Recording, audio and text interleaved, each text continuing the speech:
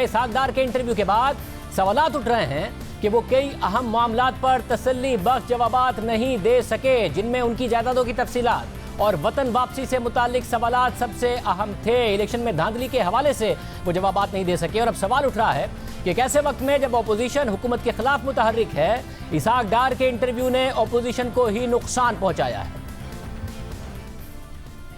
In that case, let's be very open and transparent with each other. I've interviewed many government officials and ministers around the world over many years, and they always say, "Oh, I'm not responsible for any corruption at all, and I believe in transparency." I do. You do. Oh, so yes, how many properties do you and your family own? It's all declared in my tax returns. Well, you see, just give me the answer, because I don't know. How many properties do you and your family own? I have my main residence in Pakistan, which has been taken over by this regime. So I haven't got too many properties. But how many properties do you and your family own? My net worth is what has been reported. How many properties do you and your family own? One. One sole property. You and your family own one property. My sole residence. So all of these stories in the Pakistani press about multiple properties owned by your family inside Pakistan, property interests overseas, including in Dubai. And we're sitting in London. We're sitting in London. You own nothing in London? No. Your family, not just you, your family. No, not at all. Own nothing? No, because and Dubai? The government. Dubai? My sons have just one villa, which is owned by them. They're in business for the last 17 years. So when I asked you how many properties you and your family own, and you said one, that wasn't strictly true. No, it is strictly true, because they're adults, they're married, they're 17 years, they're in business, so they're independent of me. जब से इसहाक डार बैरून मुल्क गए हैं, तब से उनकी जायदादों और वतन वापसी से मुतालिक सवालात उनका पीछा कर रहे हैं। मगर दूसरी तरफ हुकूमत ने इस इंटरव्यू के बाद पाकिस्तान के कुछ सहाफ़ियों के खिलाफ बाकायदा मुहिम चलाना शुरू कर दी है। बाकायदा तहरीक इंसाफ के ऑफिशियल ट्विटर अकाउंट से नाम लेकर सहाफ़ियों पर सवालात उठाए जा रहे हैं, उनके कंडक्ट पर सवालात उठाए जा रहे हैं कि वो करप्शन को छुपाते हैं, इस किस्म का इंटरव्यू नहीं करते हैं जो बीबीसी के सहाफ़ी ने किया। अलबत्ता खुद हुकूमत ने इसहाक डार के इंटरव्यूज़ करने पर पाबंदी लगाई हुई है। सिर्फ यही नहीं, जब हमने नून लीग की मुआशी पॉलिसीज़ के हवाले से इसहाक डार के इंटरव्यू का माजी का एक क्लिप चलाया था, तो हमें हुकूमत की तरफ से मना किया गया कि आप ऐसा भी नहीं कर सकते। मुख्तलिफ सहाफ़ियों ने इसहाक डार के इंटरव्यू भी किए, मगर उन्हें रोक दिया गया। लेकिन आज जब इसहाक डार का इंटरव्यू हुकूमती मौक़िफ़ को सूट कर रहा है, तो पेमरा को भी कोई एतराज़ नहीं है, हुकूमत भी खुश नज़र आ रही है। उनका बीबीसी का इंटरव्यू हर चैनल पर चल रहा है, उर्दू तर्जुमे के साथ चल रहा है और पाकिस्तानी सहाफ़ियों पर सवालात उठाए जा रहे हैं। अहम बात यह है कि जिन सहाफ़ियों पर इल्ज़ामात आयद किए जा रहे हैं, वो पीपल्स पार्टी और नून लीग के दौर में उनसे सवालात करते रहे और उस वक्त के हुकूमती रहनुमा भी इन सहाफ़ियों से नाराज़ नजर आए, उन्हें ताने दिए जाते रहे। हामिद मीर साहब भी 2017 में इसहाक डार का इंटरव्यू कर चुके हैं, 2 दफ़ा कर चुके हैं। उस वक्त इसहाक डार हामिद मीर साहब को इमरान खान से दोस्ती का ताना देते रहे और वो उनसे ये सवालात भी करते रहे। सन 2000 में मनी लॉन्ड्रिंग के हवाले से एक बयान दिया था, जिसको कि आप बाद में ट्रैश कहते रहे, लेकिन मुशर्रफ साहब का दावा है कि वो बयान आपने अपनी मर्जी से रज़ाकराना तौर पे दिया था और वो बिल्कुल ट्रैश नहीं है। अब आप इस ट्रैश को ख़त्म होने देंगे कि नहीं होने देंगे? प्रॉब्लम ये है कि आपके जो पुराने दोस्त हैं, जो कि उस वक्त दुश्मन बन गए थे आपके 93 में, जब मैं प्रेसिडेंट लाहौर चेंबर था, वो आपको ब्लेम करना चाहते थे, और आज वो आपके दोस्त सबसे बड़े दोस्तों में शामिल दोबारा हो गए हैं। Be careful, he is going to hit you again. तो उनसे कोई आप जो आपके दोस्त हैं जी, जिनको आप मेरे दोस्त कह रहे हैं, इमरान खान जी, वो बार बार कह रहे हैं कि आपकी हुकूमत, जिसके वज़ीर आज़म नवाज शरीफ हैं, उन्होंने जरदारी साहब के साथ डील कर लिया है, जिसकी वजह से अयान अली भी रहा हो रही है, डॉक्टर आसिम की को भी रिलीफ मिल रही है, शर्जील मेमन भी आ रहा है। वो कह रहे हैं डील हो गई आपकी। देखें उनको तो छोड़े ना जी, वो आपसे ज्यादा तजर्बा किसका है उनके साथ? उनकी चीज को आप डिस्काउंट कर दिया करें ना।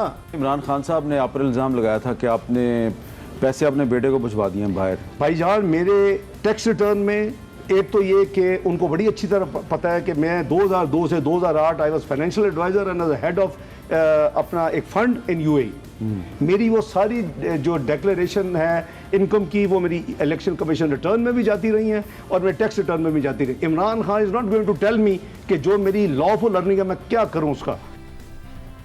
इमरान खान जब अपोजिशन में थे तो सबसे ज़्यादा इंटरव्यूज़ उन्होंने हामिद मीर साहब को दिए और उस वक्त नून लीग जो हुक्मरान जमात थी वो हामिद मीर साहब को ताने दे रही थी कि वो इमरान खान साहब के दोस्त हैं। और आज इमरान खान साहब की हुकूमत में हामिद मीर साहब समेत दीगर सहाफ़ियों पर सवालात उठाए जा रहे हैं। अपोजिशन के उन रहनुमाओं से मुतालिक सवालात उठाए जा रहे हैं जिनके इंटरव्यूज़ करने पर पाबंदियाँ खुद हुकूमत ने लगाई हुई हैं। इसहाक डार से लेकर नवाज शरीफ तक सब पर पाबंदियाँ हैं और एक सहाफ़ी का फ़र्ज़ है कि जब भी वो किसी पर सवाल उठाता है तो उसका मौक़िफ़ भी उसमें शामिल करता है, उसे प्रोग्राम में आने की दावत देता है। मगर ये रास्ते खुद हुकूमत ने बंद कर दिए हैं। हुकूमत आज इजाज़त दे, हम कल इसहाक डार साहब का इंटरव्यू करते हैं, क्योंकि जब उन पर पाबंदी नहीं थी तो उनकी जायदादों के हवाले से ये सवालात हमने ही अपने प्रोग्राम में उठाए थे, बार बार उठाए थे, और उनसे उनके बच्चों के कारोबार के ज़राए आमदनी और वतन वापसी से मुताल्लिक सवालात किए थे।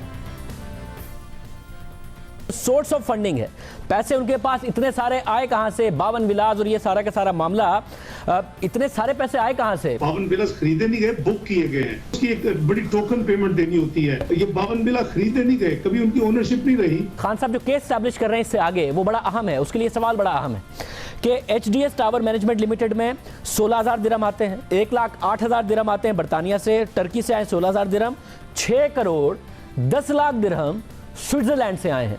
ये पैसा कहां से आ रहा है? उसके बाद जो केस स्टैब्लिश कर रहे हैं वो अहम, ये कहां से आ रहा है पैसा और क्यों आ रहा है? ये बिल्कुल खान साहब की बेबुनियाद बात है और वो इल्जामात लगाने के माहिर हैं।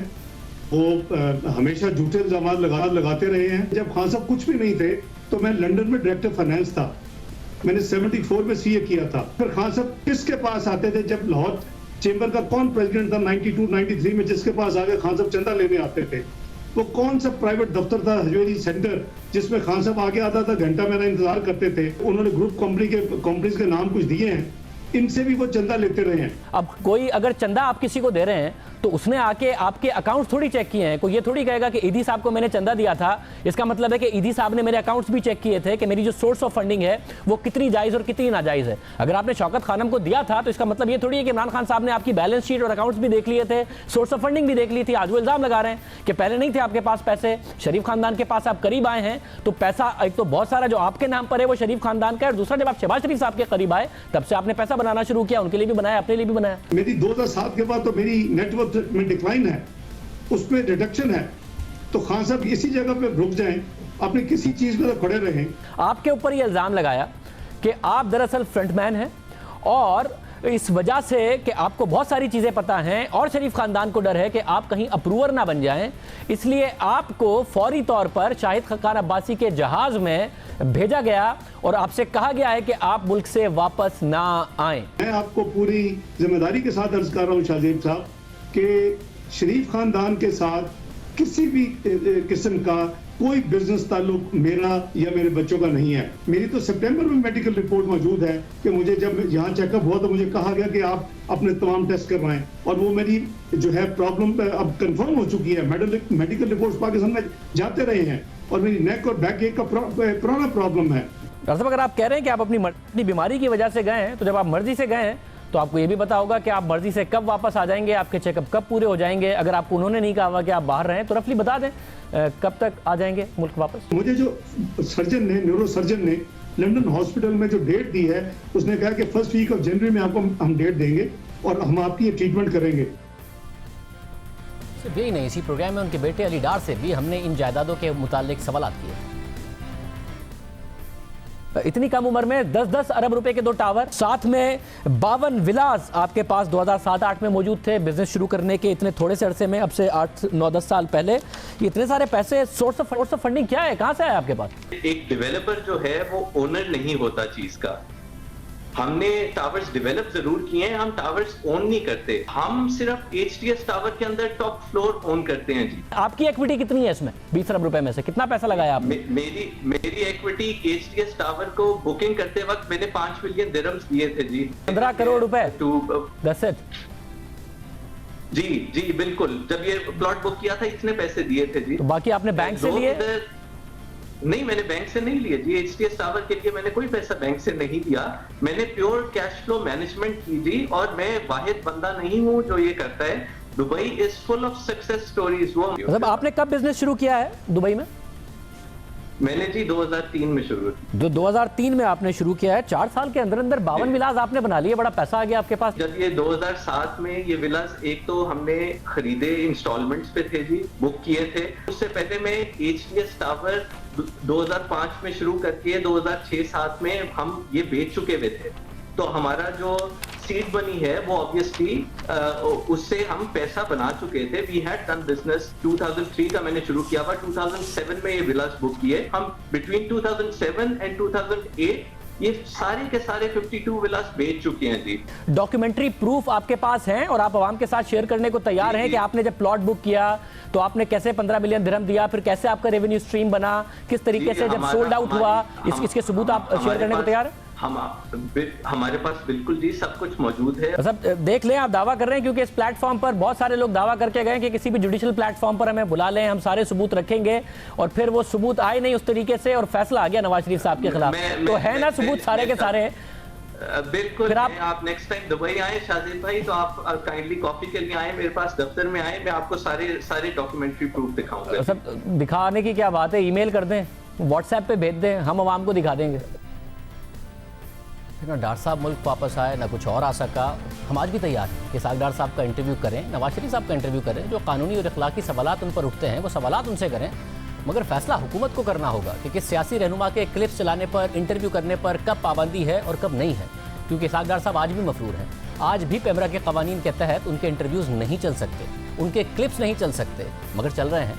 अलबत्ता ना मुलजिम की हैसियत बदली है, ना इल्ज़ामात बदले हैं, ना पेमरा के अहकामात बदले हैं और ना ही वाक़यात बदले हैं।